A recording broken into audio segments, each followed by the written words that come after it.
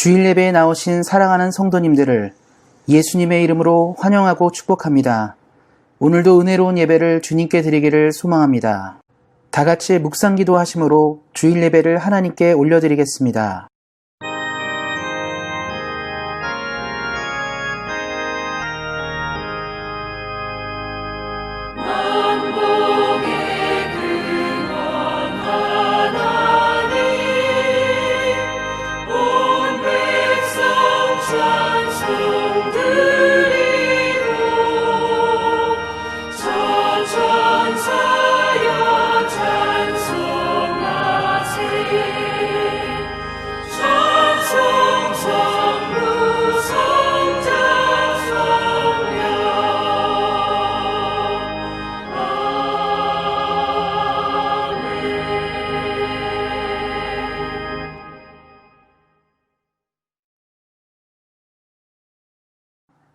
다 같이 사도신경 하심으로 신앙 고백 하나님께 올려드리겠습니다. 전능하사 천지를 만드신 하나님 아버지를 내가 믿사오며 그 외아들 우리 주 예수 그리스도를 믿사오니 이는 성령으로 잉태하사 동정녀 마리아에게 나시고 본디오 빌라도에게 고난을 받으사 십자가에 못 박혀 죽으시고 장사한 지 사흘 만에 죽은 자 가운데서 다시 살아나시며 하늘에 오르사 전능하신 하나님 우편에 앉아 계시다가 저리로서 산 자와 죽은 자를 심판하러 오시리라. 성령을 믿사오며 거룩한 공회와 성도가 서로 교통하는 것과 죄를 사하여 주시는 것과 몸이 다시 사는 것과 영원히 사는 것을 믿사옵나이다. 아멘. 다 같이 성시교독 하시겠습니다. 교독문 54번 시편 126편입니다. 여호와께서 시온의 포로를 돌려보내실 때 우리는 꿈꾸는 것 같았도다. 그때 우리 입에는 웃음이 가득하고 우리 혀에는 찬양이 찼었도다. 그때 문나라 가운데서 말하기를 여호와께서 그들을 위하여 큰 일을 행하셨다 하였도다. 여호와께서 우리를 위하여 큰 일을 행하셨으니 우리는 기쁘도다. 여호와여 우리의 포로를 남방 시내들같이 돌려보내소서. 눈물을 흘리며 씨를 뿌리는 자는 기쁨으로 거두리로다. 울며 씨를 뿌리는 자는 반드시 기쁨으로 그 곡식의 단을 가지고 돌아오리로다. 아멘. 다 같이 찬송가 10장 전능왕 오셔서 함께 찬양하시겠습니다.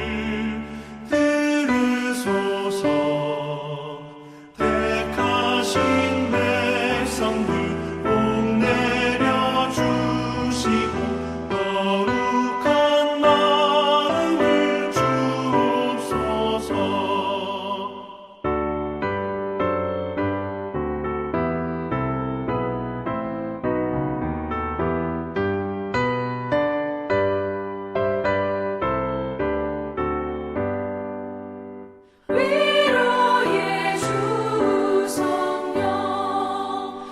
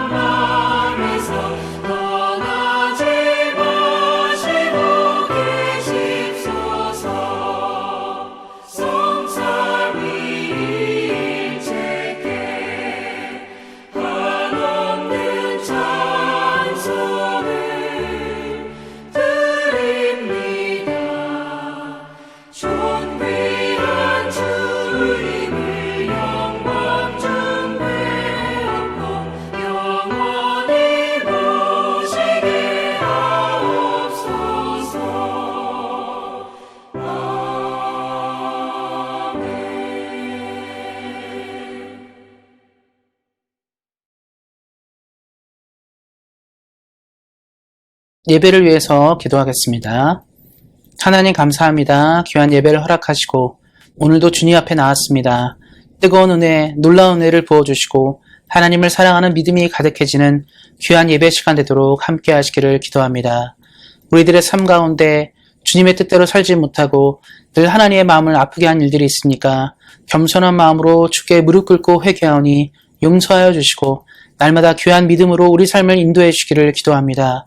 하나님을 사랑하는 사랑답게 이 땅을 살아가게 하시고 날마다 예수님의 거룩한 보혈과 은혜가 덧입혀지는 인생 되도록 함께 하시기를 기도합니다.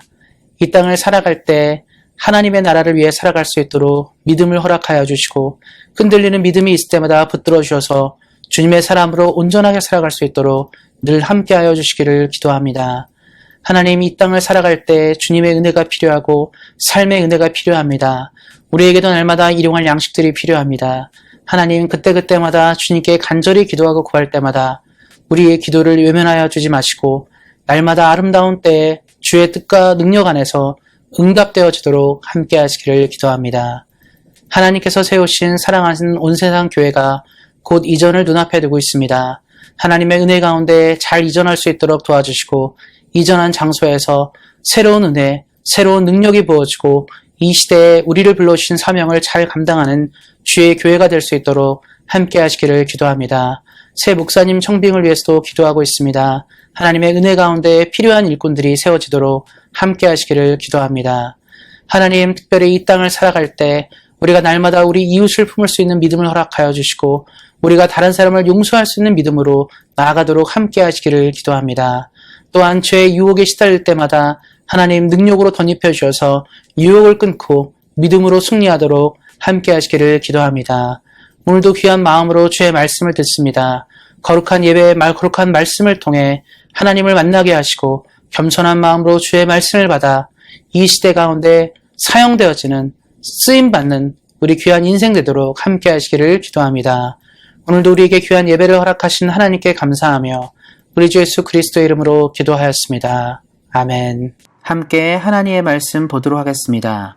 같이 읽을 말씀은 신약성경 82페이지 마가복음 15장 15절 말씀입니다. 신약성경 82페이지 마가복음 15장 15절 말씀입니다.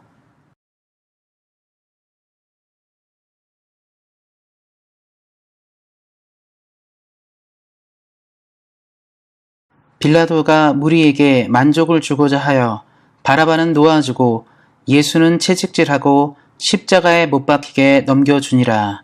아멘. 기도하고 말씀 듣도록 하겠습니다. 하나님, 귀한 주일 아침에 주의 말씀을 듣기 위해 있습니다.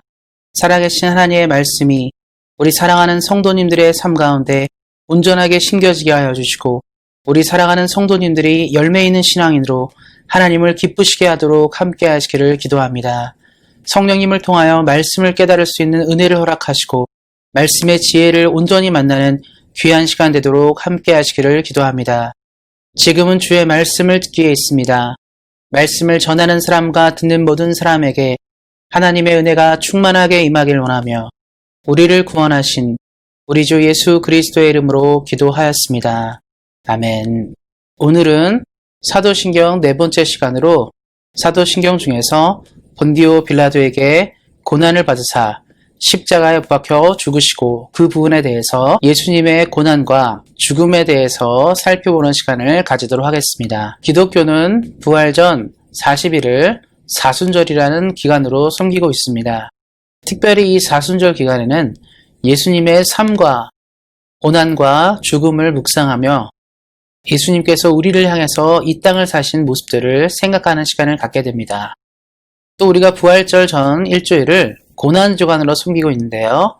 마지막 일주일 동안 우리를 위해 이 땅을 사신 예수님의 고난을 더욱더 묵상하는 시간을 가지게 됩니다. 그렇다면 우리 기독교는 왜 예수님의 고난과 죽음에 대해서 많은 시간을 할애하고 묵상하는지를 생각해 볼 필요가 있습니다. 오늘 말씀을 통해서 또 사도신경에 나와 있는 이러한 이야기를 통해서 왜 우리가 이러한 묵상들을 하는지를 생각해 보는 시간을 가지려 합니다. 특별히 기독교는 예수님의 고난과 죽음을 빼놓고는 생각할 수 없게 됩니다. 예수님이 이 땅에 오신 목적과도 일치하게 되며 우리를 향한 하나님의 사랑이 거기에 담겨져 있기 때문입니다. 그래서 오늘 사도신경 네 번째 시간을 통해서 우리가 이 일을 좀 더 자세히 살펴보고 우리 삶 가운데 은혜를 허락하신 하나님의 은혜, 예수님의 은혜를 더욱더 깊이 만나기를 예수님의 이름으로 축원드립니다. 우리가 먼저 예수님의 고난에 대해서 한번 생각해 볼 필요가 있습니다. 예수님의 고난의 의미에 대해서 먼저 생각해 볼 텐데요.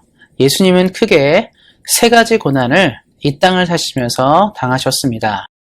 특별히 제일 먼저 다룰 것은 육체적인 고난입니다.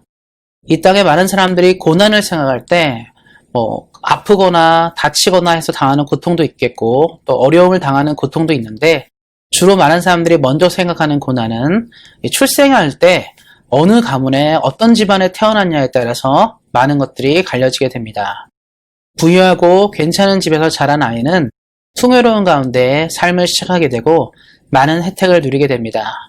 요즘 많은 한국 사람들이 말하는 이 금수저의 집안에 태어난다면 그거 안에서 많은 교육의 혜택과 많은 것을 누리면서 좋은 모습으로 또 평범하지 않게 더 괜찮은 모습으로 자라게 됩니다.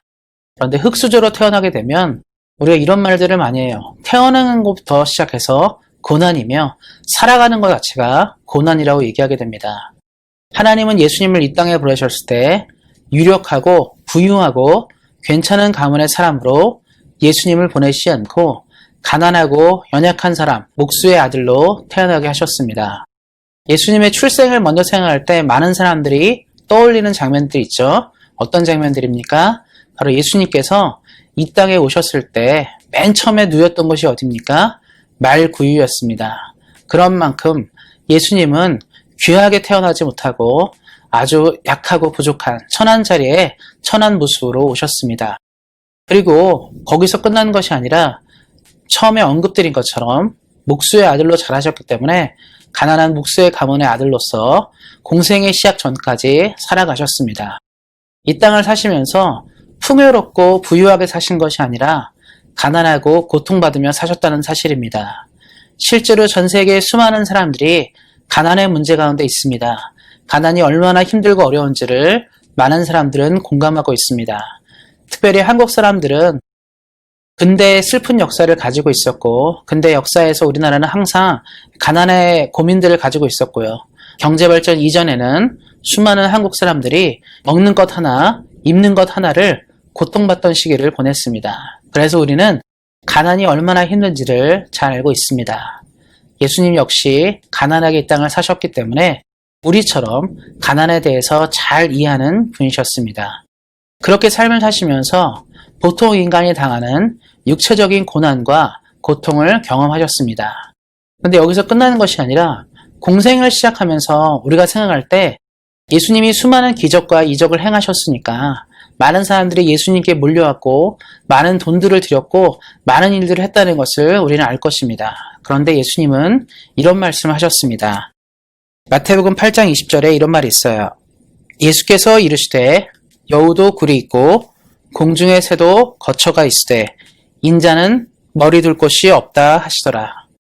예수님은 이 땅을 사실 때 사역을 하시면서 돈이 많이 들어오고 많은 사람들이 후원하니까 집도 짓고 건물도 짓고 그렇게 사신 것이 아니라 지금 제가 말씀드린 것처럼 거처할 곳이 마땅치 않을 정도로 가난한 사역을 하셨습니다.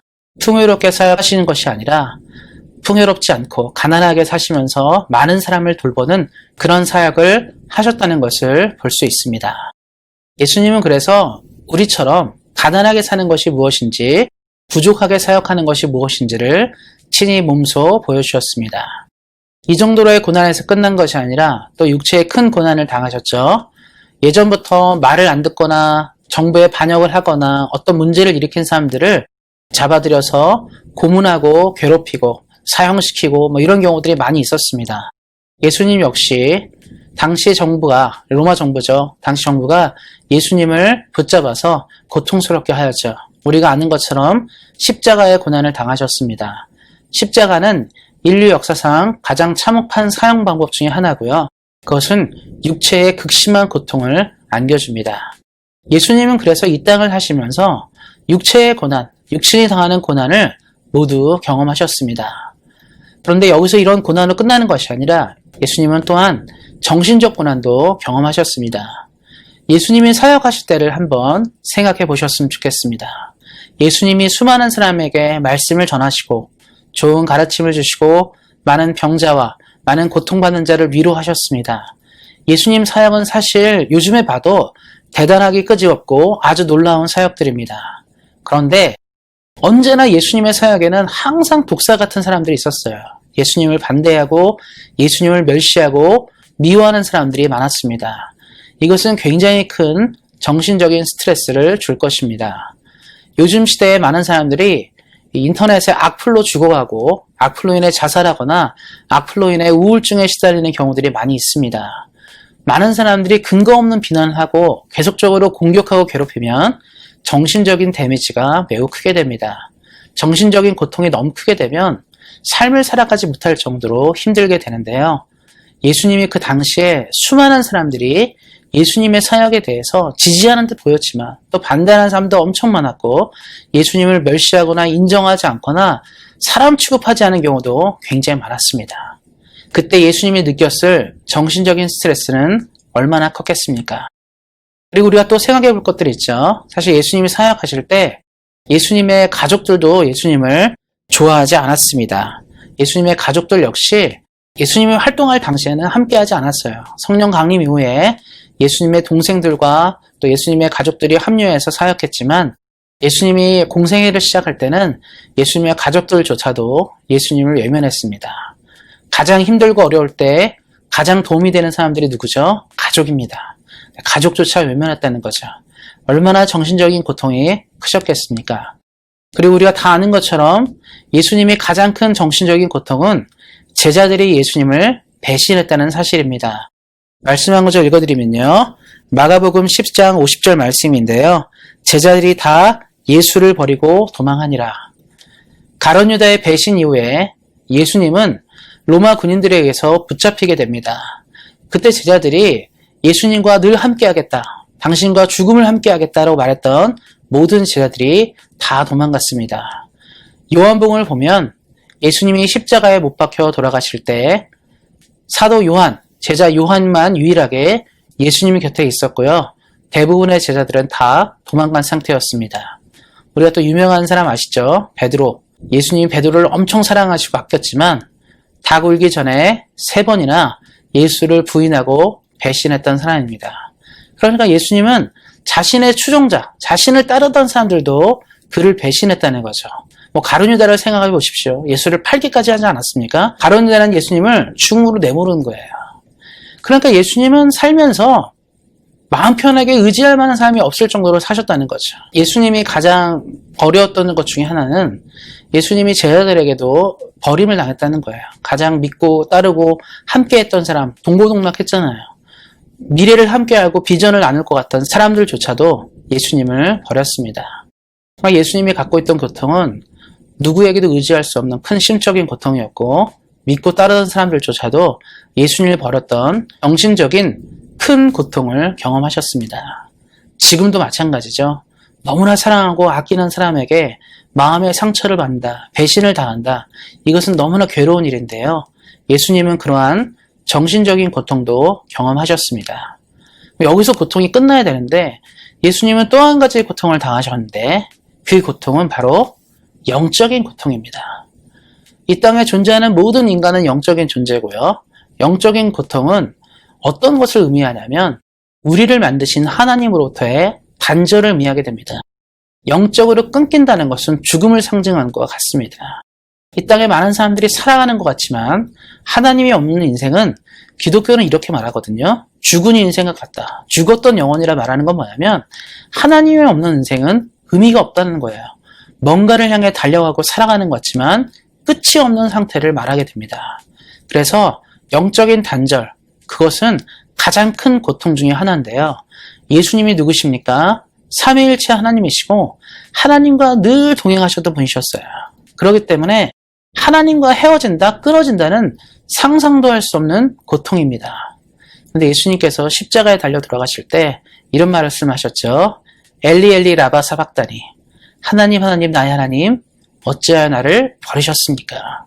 그의 고통은 뭐냐면 십자가상에서 하나님과의 단절을 경험하게 된 것입니다. 지금 제가 말씀드린 것처럼 하나님 나의 하나님 어찌하여 나를 버리셨나이까? 이 이야기는 예수님께서 십자가상에서 삶을 이루시면서 그냥 내뱉은 말이 아니라 예수님 스스로가 하나님이 자신을 버리셨다는 것을 경험하신 것입니다.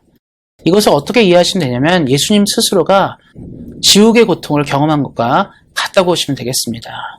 지옥은 어떤 곳입니까? 하나님을 영원히 만날 수 없는 곳이에요. 지옥에 떨어진 영혼은 어떠한 이유로도 어떠한 기회도 얻지 못하게 되는데요.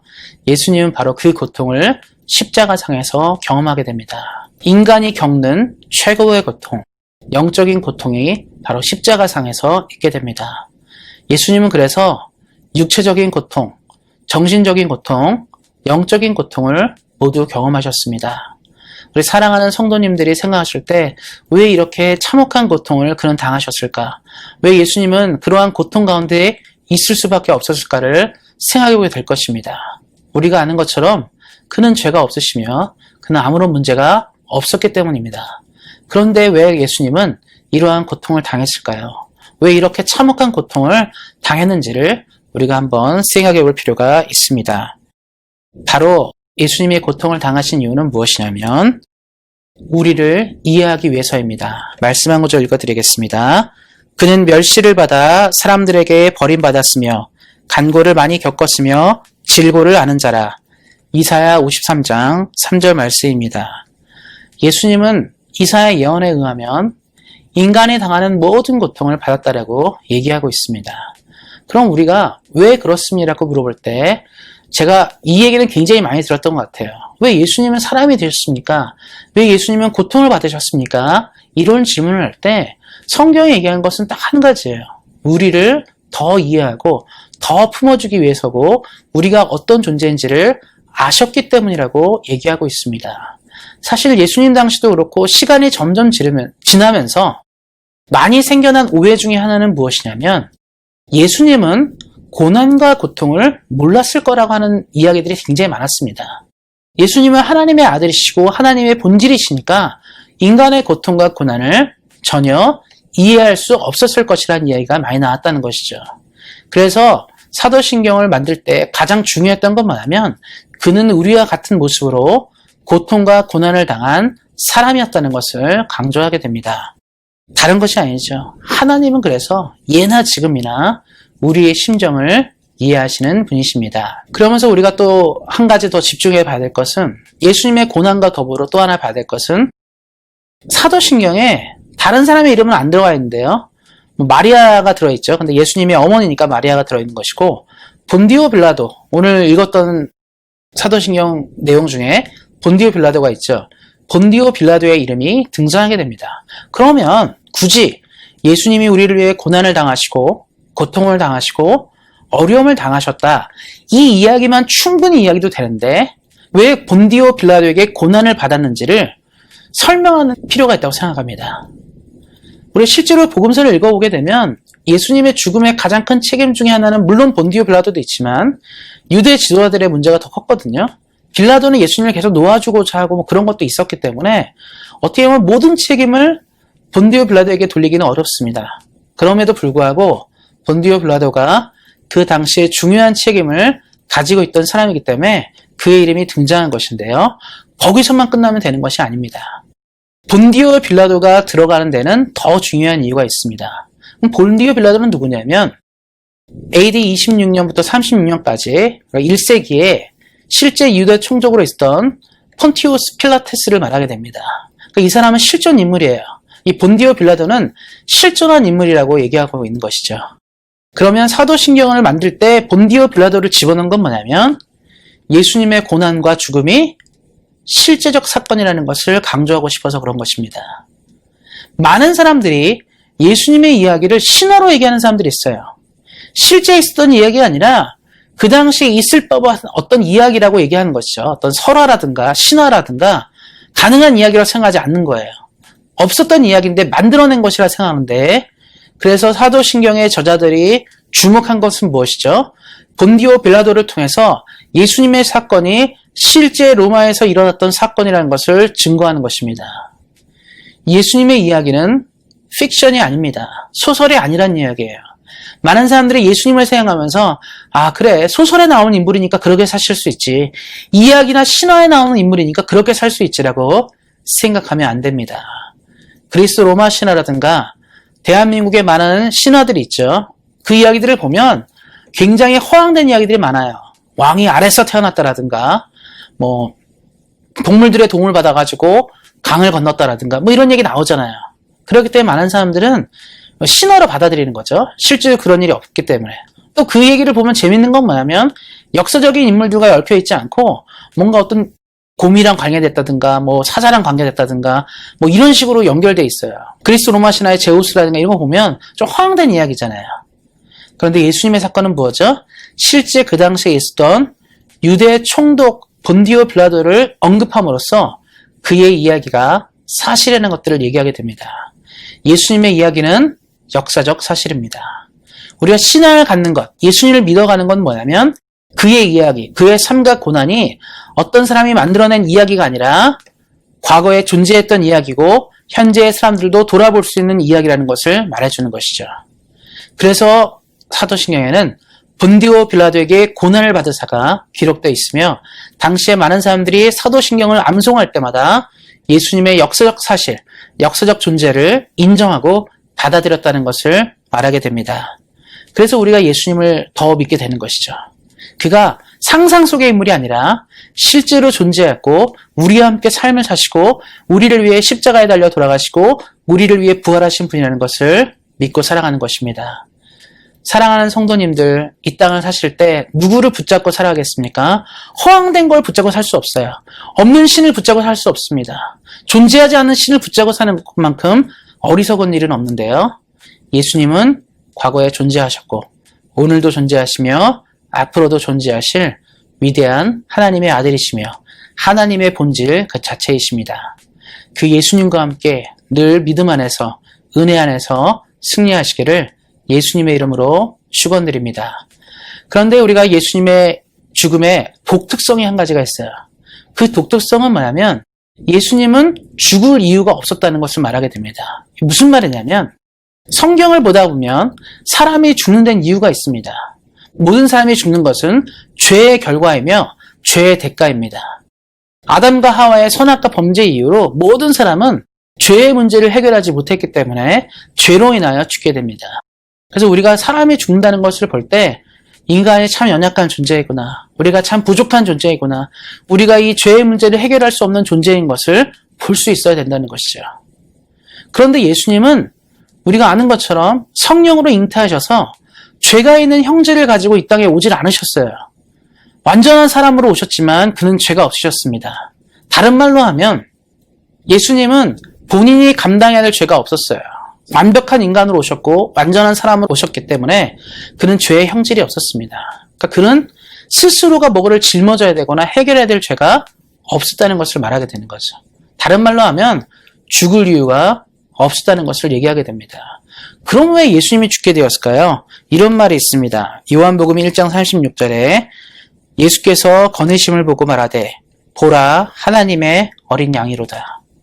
당시에 많은 사람들, 구약 성경에도 그렇고 신약 성경에 많은 사람들이 예수님을 하나님의 어린 양이라고 표현했는데요. 그럼 왜 어린 양으로 표현했냐면 구약 시대의 제사를 생각해 보셔야 되는데 구약 시대의 제사들은 인간의 죄를 위해서 양을 희생시켰습니다. 그러니까 내가 죽을 수 없으니까 나 대신 죽을 양을 늘 가져다가 제사를 드렸다는 거예요. 그래서 선지자들이라든가 지금 내용의 요한복음의 이 사람은 이제 세례 요한인데요. 이런 사람들이 얘기하는 건 뭐냐면 예수님이 어린 양이라는 거예요. 우리의 죄를 대신 지는, 우리의 죄를 대신 짊어지고 가는 하나님의 어린 양으로 얘기하는 것이죠. 그는 짊어질 죄가 없음에도 불구하고 우리를 위해 죄를 짊어지시고 죽었다는 사실입니다. 이것이 굉장히 독특한 것이죠. 지금 이 시대도 수많은 나라들은 사형제도를 운영하고 있습니다. 사형제도는 뭐냐면 죽을 만한 죄를 졌을 때 그 죄를 본인이 책임지려고 하는 것이에요. 내가 다른 사람을 죽이거나 어떤 큰 문제를 일으켰을 때는 사형을 받게 되는데 그 사형은 그 사람이 짊어지는 거예요. 그 사람이 지었기 때문에. 그런데 만약에 아주 멀쩡한 사람이 사형수를 대신해서 내가 죽겠습니다. 이 사람이랑 가족도 아니고 뭐 부모도 아니에요. 아무 연관도 없는 사람이 내가 이 사람의 죄를 짊어지고 죽겠습니다 말한다고 생각해 보세요. 이게 쉬운 일입니까? 전혀 쉽지가 않아요. 불가능한 일이죠. 아니 저렇게 흉악범을 위해서 당신이 왜 죽냐라고 말할 거예요. 그런데 예수님이 사형 선고가 내려진 인간들을 위해서, 사람들을 위해서 스스로 죽기로 결정하신 것이죠. 이것이 예수님의 죽음이 갖는 독특성입니다.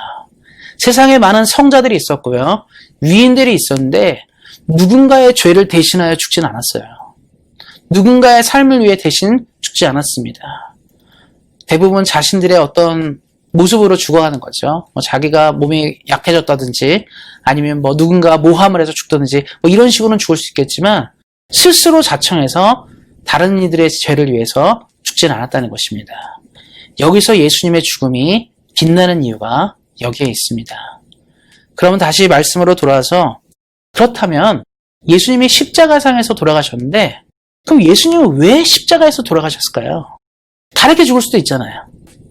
돌에 맞아 죽는다든가 목매달아 죽는다든가 아니면 칼에 찔려 죽는다든가 여러 방면이 있는데 그렇다면 왜 십자가인가를 생각해 봐야 됩니다. 아마 우리 사랑하는 성도님들이 교회 오래 다니시면서 생각은 해봤을 테지만 정확한 의미는 몰랐을 수도 있었다고 생각합니다. 왜 십자가일까요? 십자가의 형벌은 로마 시대 때 반역자에 가면 내려지는 형벌입니다. 이 로마 정부에 대항하고 황제에 대항해서 반역을 저지른 자에게 주는 형벌입니다. 그러니까 예수님이 십자가의 처형을 당했다는 것의 영적인 의미는 뭐냐면 하나님을 대항했던 인간, 하나님께 반역을 했던 인간에게 주어진 형벌이었다는 거예요. 그러니까 예수님이 인간의 반역죄를 대신 지고 십자가를 졌다는 것을 얘기하게 됩니다. 성경은 십자가 같은 처형에 대해서 이렇게 설명하고 있습니다.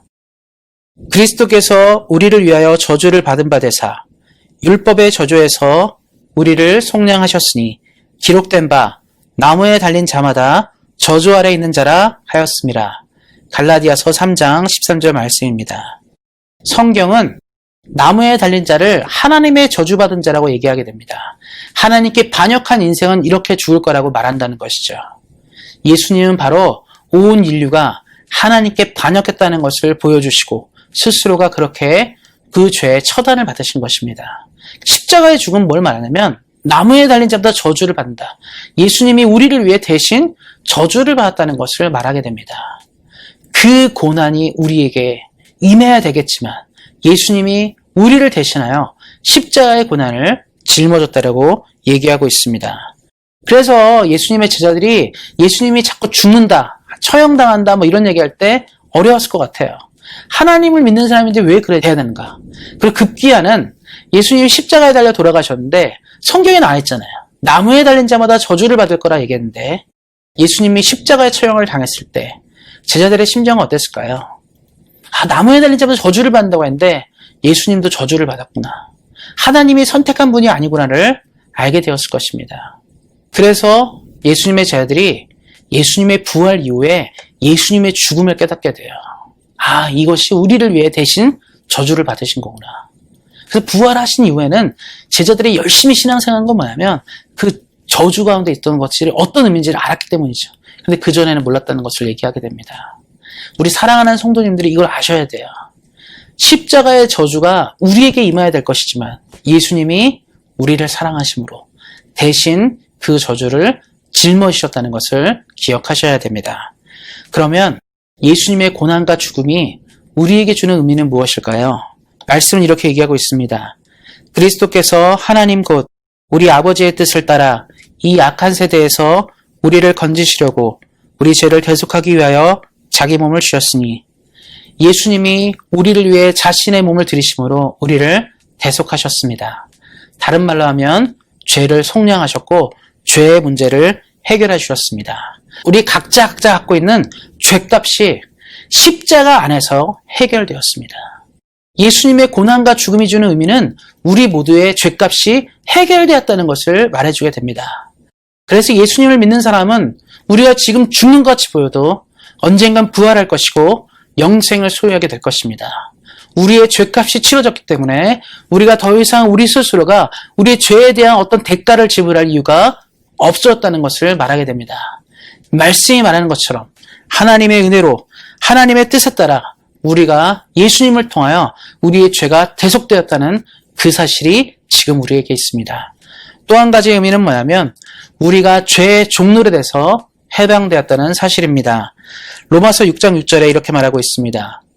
우리가 알거니와 우리의 옛사람이 예수와 함께 십자가에 못 박힌 것은 죄의 몸이 죽어 다시는 우리가 죄에게 종노릇하지 아니하려 함이니. 그전에는 우리가 죄를 이길 수가 없는 존재가 되었지만 예수님의 십자가 사건 이후로 우리는 죄를 정복하고 극복할 수 있는 존재가 되었습니다. 우리 사랑하는 성도님들이 이 땅을 사시면서 예수님을 붙잡고 예수님을 의지한다면 죄의 문제를 넘어서서 살아갈 수 있음을 말씀이 선언하는 것입니다. 우리는 그래서 예수님 때문에 죄가 해결되고 죄의 종노릇에서 해방되고 하나님의 은혜 가운데로 임하게 되는 귀중한 존재가 되었다는 사실입니다. 그렇다면 오늘 이 사도신경의 이 모든 내용들이 오늘을 사는 우리에게 어떤 의미가 있을까요? 이 땅을 사는 사람들이 가장 많이 자랑하는 것이 무엇이냐면 자신에 대한 것입니다. 그래서 우리가 어른들끼리 만나서 얘기하다 보면 가장 요즘에 어깨에 힘이 들어가고 목이 힘이 들어간 게 뭡니까? 젊어서는요, 내가 잘났을 때 힘이 들어가요. 내가 지금 어떤 회사를 다니고 있고, 내가 얼마큼 돈을 벌고 있고, 내가 얼마큼 성공했는지가 나의 어깨와 목에 힘을 주게 됩니다. 젊었을 땐 그래요. 조금 어렸을 땐 어떻습니까? 공부 잘하는 거예요. 학교에서 공부 내가 제일 잘하고 제일 뛰어난 학생이라는 것이 나의 자부심과 힘을 주게 됩니다. 또 아니면 뭐 기술이 좋거나 뭐 뛰어난 어떤 능력이 있을 때 그것이 자랑이 되는 것이죠.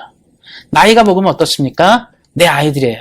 누구한테 우리 아들은 의사야, 우리 아들은 변호사야, 우리 아들은 큰 회사 사장이야, 우리 딸들은 뭐를 잘해, 이걸 잘해, 뭐 이런 얘기하는 거 있잖아요. 어떻습니까? 누구를 만났는데 막 자녀들을 얘기하면 위축되지 않습니까? 내 자녀는 평범한데 저 사람 자녀는 저렇게 대단해. 우리 애들은 왜 이렇게 부족할까? 이런 생각하잖아요. 이게 자랑이 되는 거예요. 그러니까 예수님을 믿는 사람들도 이런 자랑을 해요. 만나면 우리 애는 어떻다, 우리 애는 뛰어나다, 훌륭하다 이런 얘기 많이 하죠. 또 나는 얼마나 잘났는지. 세상 사람과 똑같다는 거예요. 세상 사람도 그렇게 얘기하거든요. 내 아들이 잘났다, 내 딸이 잘났다, 내가 잘났다, 내 부인이 잘났다, 우리 가문이 잘났다, 이거거든요. 그러면 예수님을 믿는 사람은 어떻게 살아야 될까요? 오늘 말씀을 잘 생각해 보시기 바랍니다. 인생 최고의 자랑은 무엇이냐면 나의 죄값, 나와 같은 죄인이 주로 말미암아 내 죄가 해결됐다는 그 사실이에요. 남들에게 내가 잘하는 것이 없다? 아니죠. 있는 것이죠. 누가 말합니다. 당신의 집은 왜 이래? 왜 이렇게 가난하게 살고 부족해? 당신의 자녀들은 왜 이렇게 형편이 없고 당신은 왜 이렇게 능력이 없어? 이렇게 말할지도 모르겠어요.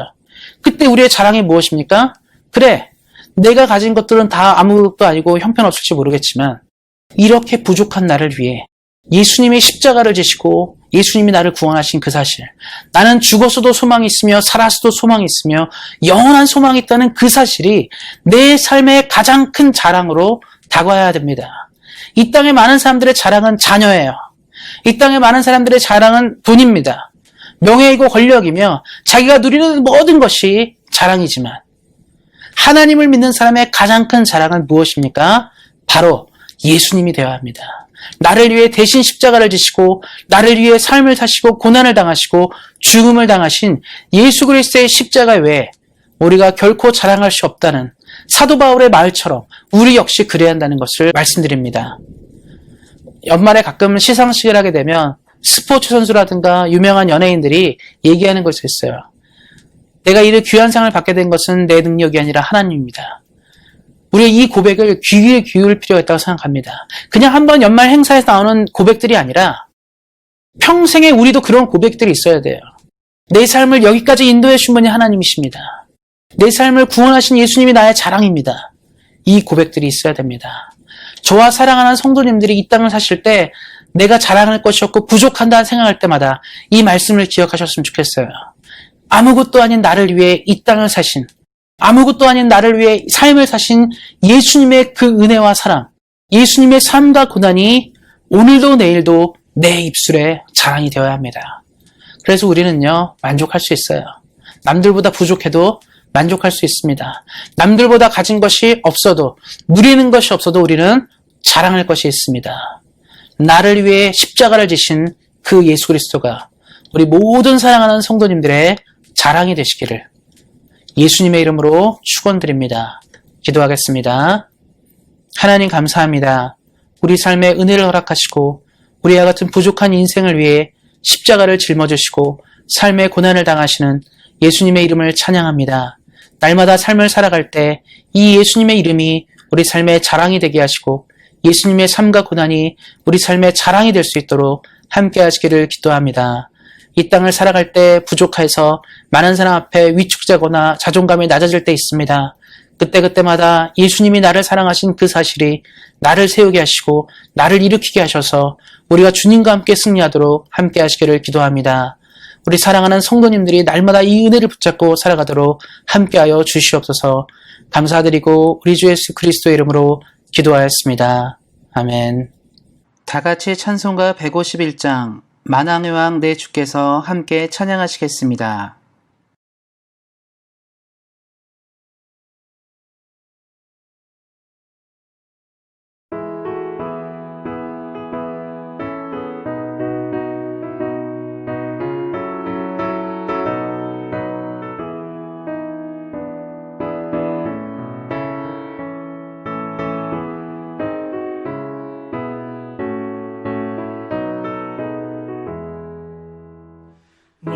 만왕의 왕 내 주께서 왜 고쳐다닌가 이 벌레 같은 날 위해 그 보혈을 흘렸네.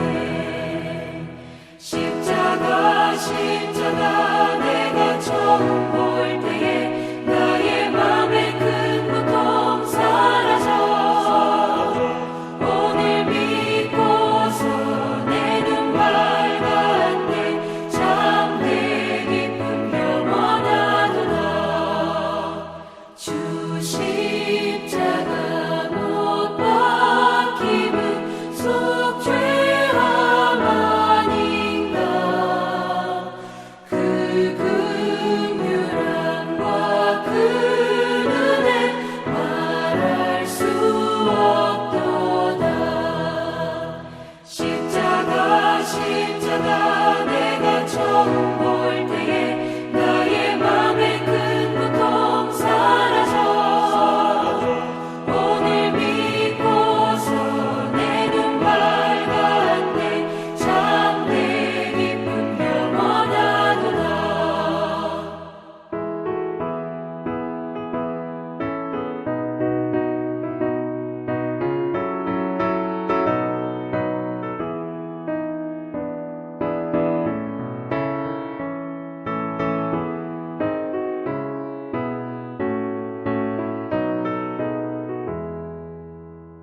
늘 울어도 그 큰 은혜 다 갚을 수 없네.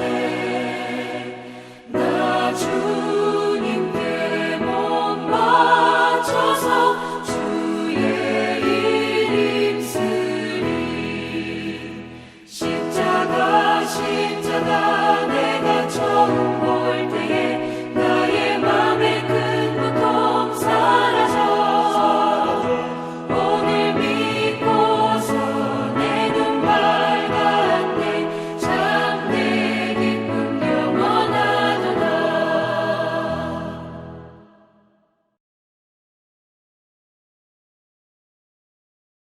헌금을 위해서 기도하시겠습니다. 하나님, 오늘도 귀한 주의 은혜에 감사함으로 여러 가지 귀한 주의 예물을 주님께 드립니다. 10의 1조와 감사의물과 여러 가지 각종 귀한 예물을 주님께 드립니다. 이 귀한 예물들이 하나님 나라에 귀하게 사용되게 하시고 하나님의 사업을 확장하는 데 부족함이 없게 사용되도록 함께 하시기를 기도합니다. 귀한 것을 드리는 귀한 성도님들의 손길마다 하나님의 아름다운 복과 땅의 복으로 함께하게 하시고 어디를 가고 무엇을 하든지 예수님의 이름으로 승리하도록 함께 하시기를 기도합니다. 날마다 드릴 수 있는 믿음들을 허락하여 주시고 드릴 수 있는 능력들을 부어주셔서 하나님께 귀한 것을 올려드리기에 부족함이 없도록 함께 하시기를 기도합니다. 날마다 삶의 문제를 가지고 기도할 때마다 하나님께 나아갈 때마다 응답하여 주시고 이 예물이 주님을 위해 귀하게 사용되어지듯이 우리 애들의 삶도 주님 앞에 귀하게 사용되어지도록 함께하여 주시옵소서. 감사드리고 우리 주 예수 그리스도의 이름으로 기도하였습니다. 아멘. 광고를 말씀드리겠습니다. 9월 1일 화요일 오후 1시에 체스우드 안실교회를 현지 답사합니다. 담당자는 아래와 같습니다. 찬양대 관련 찬양대 임원들, 친교실 담당 최금순 권사님, 예배 음량 담당 신복균 집사님, 재정부 담당 이원린 홍성도 집사님, 담당자들은 꼭 참석해 주시기 바랍니다. 답사를 참여하시는 분들은 필히 마스크와 장갑을 준비하시기 바랍니다. 9월 2일부터 차량이 준비되는 대로 이사합니다. 자세한 광고는 주보를 참조해 주시기 바랍니다. 감사합니다. 폐회송 찬양하시겠습니다. 새 찬송가 171장 하나님의 독생자 함께 찬양하시겠습니다.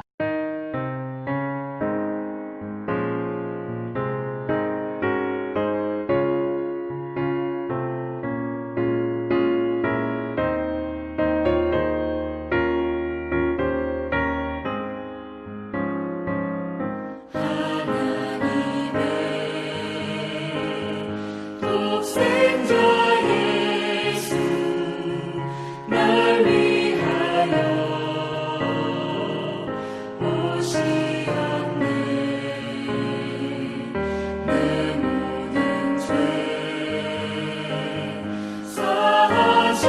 사하시려고 십자가 지셨으나 다시 사셨네. 살아계신 주 나의 참된 소망 두려움이 사라지네.